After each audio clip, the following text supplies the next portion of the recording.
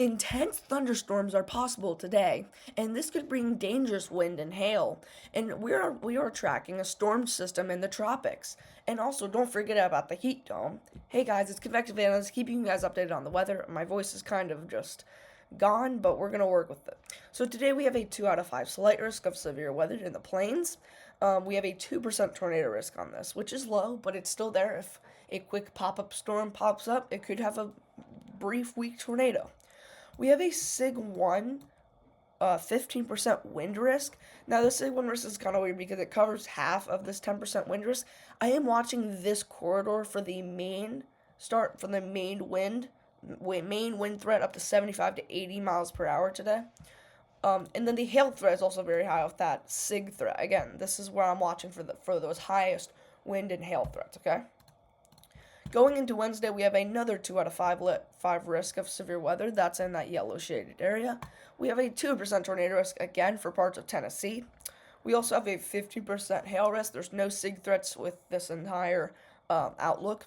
And then we have a huge 5% hail risk. So this is just isolated severe weather, unless you are in the slight risk of severe weather, which I do think we're going to have a line of storms. Going into the models of severe weather for today, we are expecting a couple of tornadoes, but also downburst damaging winds, straight line damaging winds, everything, okay? So as we play the models, that's way too fast. Whoa, okay, so we see storms start to develop. This is around midnight, by the way, guys, so you have to have a way to receive alerts while you are sleeping. This is 11 o'clock. This is when these storms start to form. They will start to form around 2 in the morning, right? And then we can see those supercell tracks on this, right?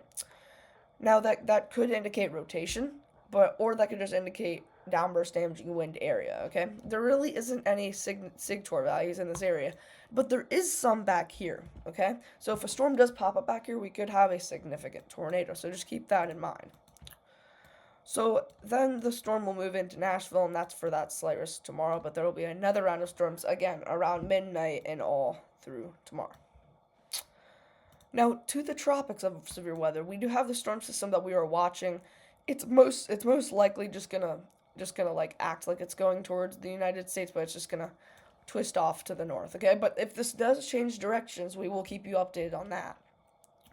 Now for the temperatures, we do need to watch the temperatures too. Let me get those up really quick because it is just gonna keep getting hotter. Okay, we can see those whites, right? So this indicates 113, 110, those very high temperatures. Okay, even in the Carolinas, it actually looks like it is gonna cool down quite a bit. I mean, we're only like 77 in the Carolinas over here, while the mountains are 55.